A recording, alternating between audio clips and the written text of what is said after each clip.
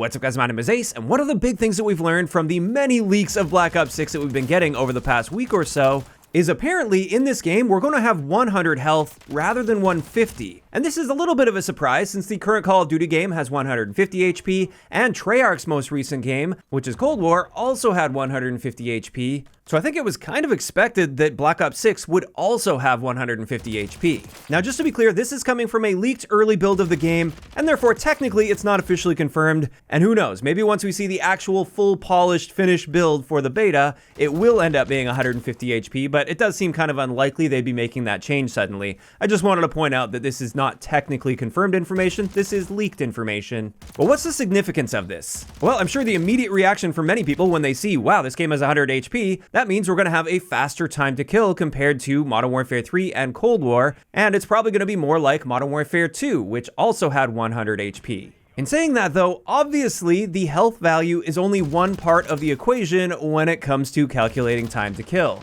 We also have to factor in weapon damage and of course rate of fire, but you guys might remember from the reveal, I did a very basic time to kill calculation just based on the limited clips that we saw. I was able to calculate rate of fire as well as how many shots that gun was killing on average.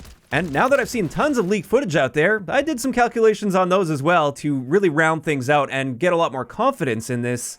And it turns out my initial measurements were correct, and even though it looks like this is going to be a 100 HP game, it still appears we're going to have a time to kill roughly equal to what we saw in Cold War as well as in Modern Warfare 3. They're both very comparable. So it looks like with this change to 100 HP, they've also dropped weapon damage values to compensate for that. So on average, we're still killing in the same number of shots as we would in a typical 150 HP CoD game. So that's the first thing I just wanted to point out in this video, since I've already seen a lot of people talking about the fact that this game has 100 HP, therefore it's going to have a noticeably faster time to kill potential compared to Cold War. And that just doesn't appear to be the case, at least based on this leaked early build, as well as the official clips from the reveal event. Now, in saying this, we did actually get a little bit of extra nuance as well, and this will also have an impact on the general experience time to kill potential in the game. And this is the fact that in the Gunsmith, you can actually see all the various body multipliers, and it turns out, at least for the vast majority of guns, the regular style guns, so like assault rifles and SMGs for instance, it looks like they're keeping things simple here, where we have our body damage and our headshot damage, with no additional body multipliers like we see currently in Modern Warfare 3, where you're likely dealing less damage to the leg compared to the torso, or the upper torso, or the arms. Instead, it looks like they're following suit with what they did in Cold War by just keeping it simple. You have your body damage and your headshot damage for regular guns. Of course, sniper rifles will be a different story, and we'll have various body multipliers there so they can control our one-hit kill zones. But what this is going to mean for our average experience time to kill in game, well, compared to Modern Warfare 3, while technically the potential is going to be about the same based on my testing, with Black Ops 6, it looks like we're going to be seeing a more consistent time to kill potential, because we're never going to have to take that one extra bullet because we didn't shoot the right body multiplier zone enough. So just an example, in Modern Warfare 3, with the Holger 5.56 assault rifle, it's got a 4-shot kill potential to the body in the maximum damage range. However, sometimes it's going to take you 5 shots to kill if you land too many shots to the leg. Or if you mix in enough headshots, you can get that down to a 3-shot kill potential. And that means within the same damage range, there are 3 different potential time to kill values, which is obviously going to yield less consistency compared to just having body multiplier and headshot multiplier, like it looks like we're going to be seeing in Black Ops 6. And honestly, I do generally prefer this, especially with how much movement and everything's going on in the game. I find the game is often not really well suited to ensuring that you're hitting the right body multiplier zone at any given time to get the best time to kill potential possible, because things happen so fast and hitboxes are moving so much, and we're playing in an online environment, you can't really always control those factors. And in many ways, I kind of prefer the consistency of just needing to hit your shot on target, and you'll see relative consistency with your time to kill, with of course, bonuses for headshots.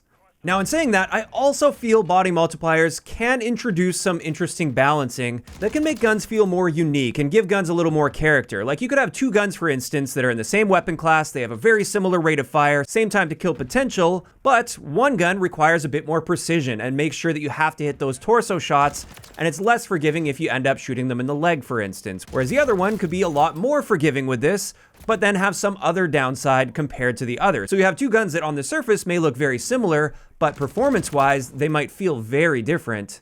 So there's definitely pros and cons to each one of these systems, But like I said, for me, when we're talking about an online environment and things moving around so quickly, a lot of times it feels like you're shooting them in the right zone, but you're not actually hitting that proper zone anyway, and therefore consistency I think is just kind of nice to see. But in saying that, I also hope there are some exceptions to this, like marksman rifles for instance. I feel like those should maybe have some more body multipliers, because that weapon class, like sniper rifles, but to a lesser degree, it should be about rewarding precision. So I'd be totally fine if you have like a DMR style gun that's a 2-shot kill to the body if you can hit upper torso shots. However, it's a 3-shot kill if you're not as precise and you mix a leg shot in there. So of course, at this point, we've just seen a limited snapshot of a leaked build of the game, so we don't have the full picture yet.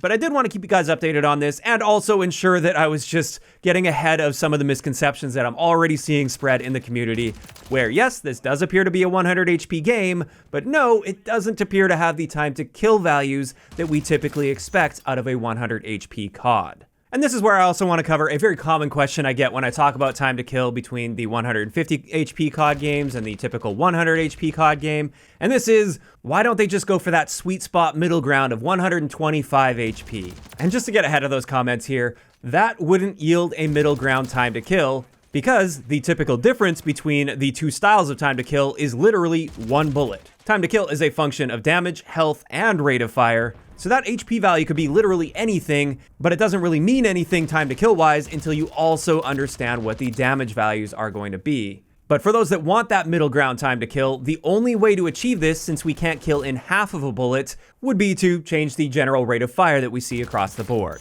And there we go. That is going to wrap it up for today's topic. Just an update on the time to kill situation here. And this is where, of course, I'm curious to hear from you guys in those comments down below. First up, what do you guys think about the fact that it looks like they're swapping back to 100 HP while also lowering weapon damage to yield basically the same time to kill potential as a typical 150 HP CoD? And then second, how do you feel about them just having basic body multipliers combined with a headshot damage multiplier, rather than having the more complex system like we see in Modern Warfare 3, where we have various body multiplier zones where we're dealing different damage values? Do you generally prefer what we're seeing in Modern Warfare 3, where it rewards precision and you have to make sure you're not mixing in those leg shots or those arm shots or hand shots, for instance? Or do you like the simplicity and consistency of the Cold War style, which is what it appears we're getting in Black Ops 6, where you're either hitting the body or the head, and that's all that matters? Just let me know all of those thoughts in those comments down below. If you enjoyed the video, a like rating is always appreciated, and don't forget to subscribe for more if you haven't already. I'll talk to you guys next time.